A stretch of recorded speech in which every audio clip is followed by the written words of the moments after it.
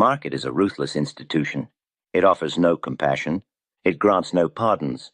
Its greatest tragedy is not the big, sudden crash that cleans the slate in a single afternoon. No. The true tragedy is the slow, agonizing death. The death of a portfolio held hostage by a single, seductive, utterly lethal emotion. That emotion is hope. It is a slow financial strangulation. The speculator stands at the precipice of ruin when they utter the fatal confession. I have a losing position, but I am now an investor for the long term. They have signed their own bankruptcy papers right there. They have executed the deed to their own financial grave. This is the oldest self-deception in speculation. It is the most common. It is the most lethal. When you hold a trade that has plummeted past your acceptable threshold of loss, past the point where your arithmetic told you to sell, you are no longer trading the market. You are praying to it. You are performing a ritualistic supplication to the ticker tape. And let me tell you this plainly, the market accepts no prayers. It takes no pleas. It accepts only cold mathematical discipline. We are here today to talk about the emotional lie that destroys more fortunes than panic selling ever could. We are discussing the transformation of a sharp losing trade into a hopeless long-term commitment. This is the sin of denial. Listen closely. This is the difference between surviving in this business and being ground into dust by the street. Subscribe now, like this video, and leave a comment. By doing that, you help more people see this message, and you let me know this work is not in vain. The crucial error begins at the moment of truth. The speculator watches the quotations. They see the stock dropping. They know intellectually that their premise was incorrect. The market is screaming, through its price action, that the analysis was flawed. The rational mind says, sell. The emotional ego screams back, wait. Instead of taking the loss, a necessary business expense, the speculator invents a new justification. They mentally relabel the position. It ceases to be a short-term gamble, a trade. It becomes a foundational holding, an investment. This transformation is not a strategic move. It is not an enlightened change in perspective. It is purely emotional survival. It is an act of financial cowardice masking itself as financial patience.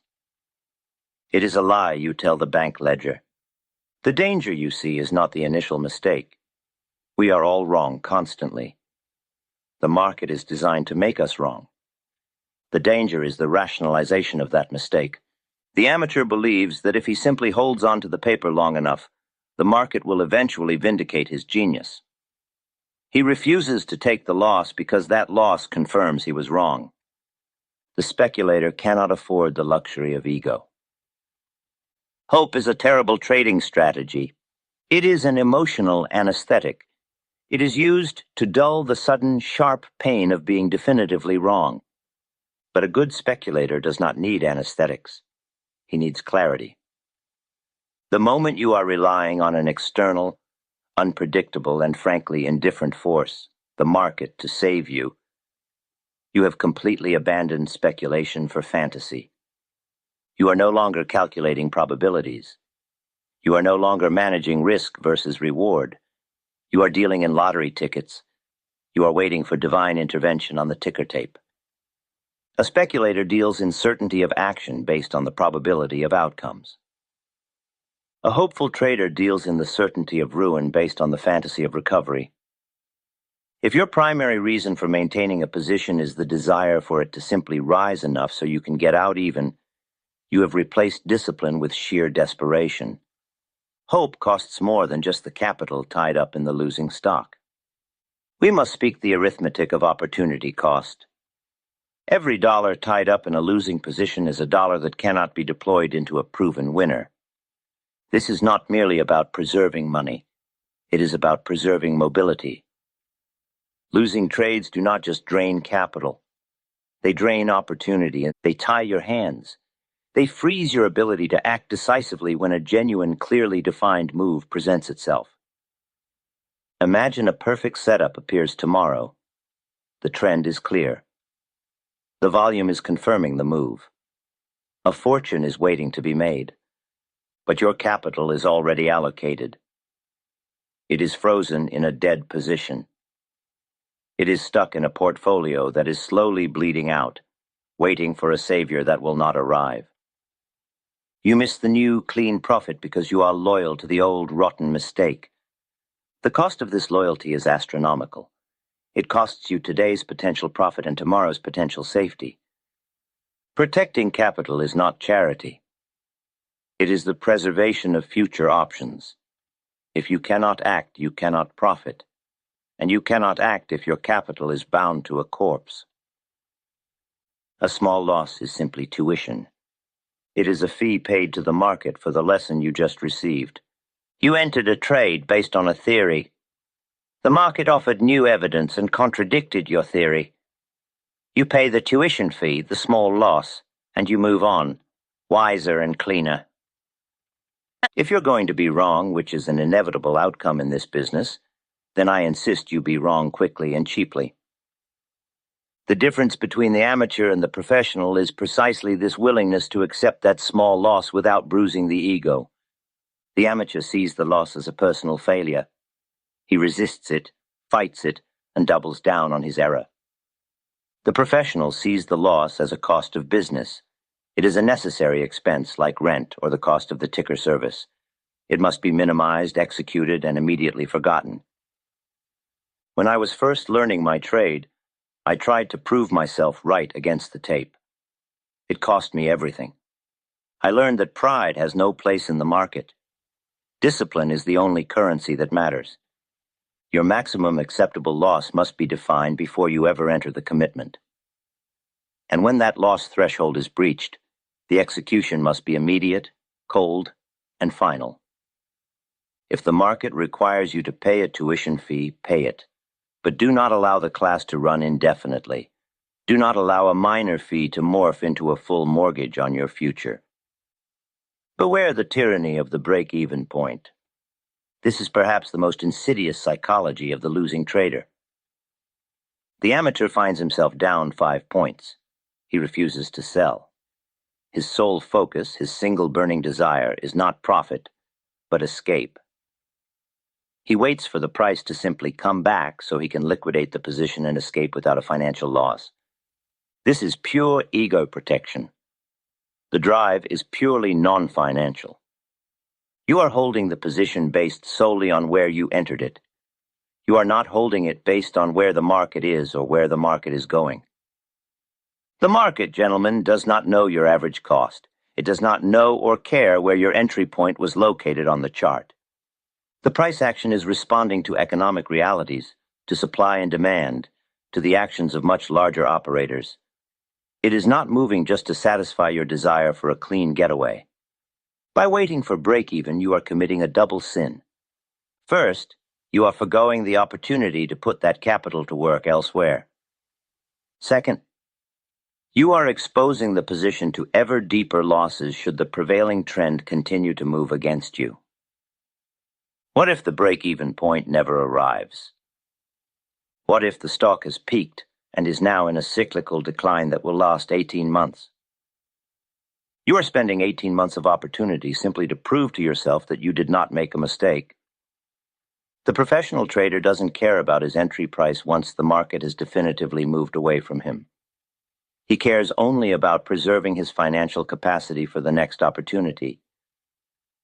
If the fundamentals have shifted, if the trend has broken, or if the initial move was confirmed as false, liquidate immediately.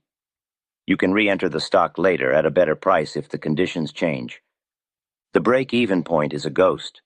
It is a psychological trap that binds you to mediocrity and eventually to financial oblivion. Look to the clarity of the tape. This is an observation I have made thousands of times across 3 decades of speculating. It holds true across all cycles. Profitable trades, the ones that make the real fortunes, typically show a profit quickly, often right after they are entered. This immediate move is the market confirming your analysis was sound. The forces you identified, the accumulation, the distribution, the sectoral strength, are in motion. The stock is cooperating with your intention. Conversely, a position that immediately moves against you or sits stagnant or requires immense patience to claw back just to parity is screaming one simple fact. Your judgment was flawed. The tape never lies. Men lie, numbers do not. When you purchase a security and it instantly drops, you have received immediate empirical evidence that your timing was poor or your understanding of the underlying conditions was incorrect. Why then would you hold it? Why would you argue with the tape? When the evidence contradicts your opinion, the evidence is always right. You must discard the opinion, not the facts. A great speculator watches the market action, not his own desires.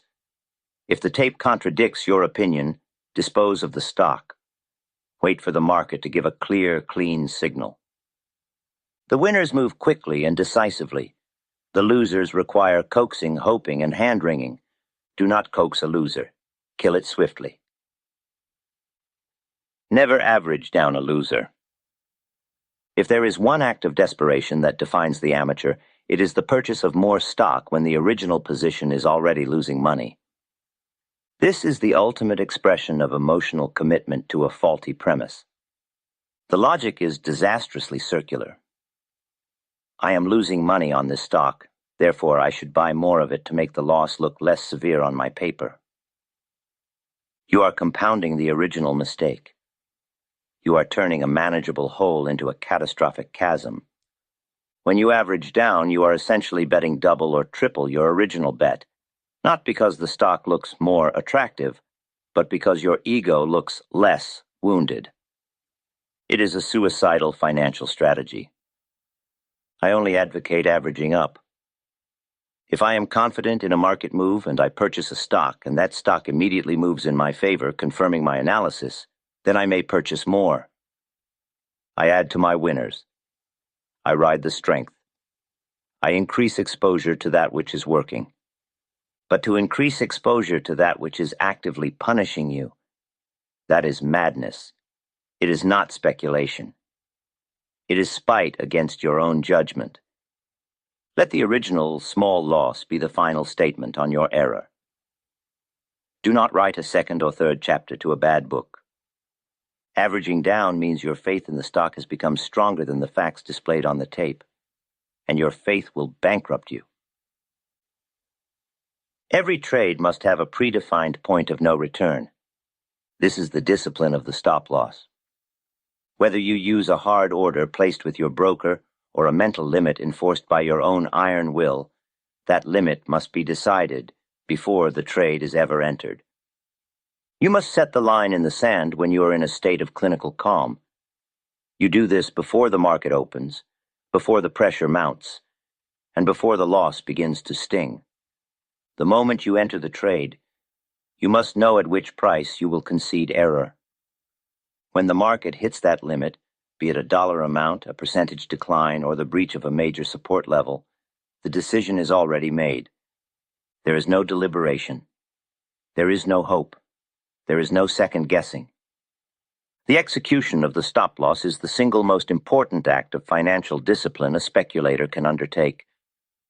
It is the final boundary between safety and devastation. A stop-loss exists to remove the emotion from the equation. It is your insurance policy against your own psychological failings. If you find yourself moving your mental stop-loss lower and lower as the price drops, you are not trading. You are digging. You are making the loss permanent. The purpose of a stop is to stop the damage. Honor it immediately, ruthlessly. Many traders are paralyzed by a specific fear. They fear selling the loser only to watch it instantly rebound and skyrocket in the opposite direction. They worry they will miss the recovery. This fear, often based on a single isolated prior experience, is what keeps them locked in hopeless positions. My counter-discipline is simple. Cut the loss now. You must prioritize the preservation of capital above all else. The market cannot hurt you if you are holding cash. If you liquidate the position and the stock reverses the very next day, you have lost nothing but the premium of being safe. The market, I assure you, is always open. You can wait for the market to give a clear, confirming signal of a true reversal, not just a minor bounce. Wait for the stock to rally, to hold the rally, and to demonstrate real buying power before re-entering. Yes, you might re-enter at a slightly higher price than where you sold it, but you re-enter with confirmation. You re-enter with reduced risk. You are following the lead of the tape, not guessing. The cost of being sure is infinitely cheaper than the cost of hoping. Do not let the fear of missing a rally prevent you from escaping a disaster. Safety first, liquidity first. If a stock is moving, you can always catch it later. If your capital is gone, you cannot play at all. A professional must focus entirely on the present trade. The money trapped in the loser is gone. You must account for it as a finalized expense, not as a recoverable asset. It is sunk. It is past. Continuing to fret over a loss prevents the speculator from deploying his full mental and financial capacity toward the next profitable opportunity. You must treat the executed stop loss as a closed event, a finalized transaction. Immediately pivot. Look to the horizon. Where is the next setup? What security is showing the clearest trend? The successful man does not dwell on the errors of yesterday. He cannot. The market moves too fast. Do not burden your new transactions with the emotional residue of the old failures. Clean the ledger. Clean the mind. The energy you spend agonizing over the 5 points you lost is energy that should be spent identifying the 50 points you are about to make. This is the cold-blooded reality of high-stakes speculation. You cannot afford to be sentimental about cash that has already left your pocket. Cut the losses, forgive the mistake. Move forward. You are not paid to be right, gentlemen. You are paid to be disciplined. The market is not a place for loyalty. It offers no prizes for sticking by a broken idea, a faulty premise, or a stock that has fundamentally betrayed its promise. Your sole duty in this world is the preservation of capital. You must not conflate hope with analysis. You must never allow a losing trade born of speculation to morph into a disastrous long-term commitment born of denial. Cut the losses quickly. Let your winners run. The full weight and power of this philosophy, A Guide to the Mind of a Master, was brilliantly chronicled by Edwin Lefebvre. A link to his essential work, Reminiscences of a Stock Operator, now with a unique, detailed, chapter-by-chapter analysis from Max Davidson, is left in the description below this video. This new analysis is specially designed to make the timeless wisdom of the book powerfully relevant to the modern reader.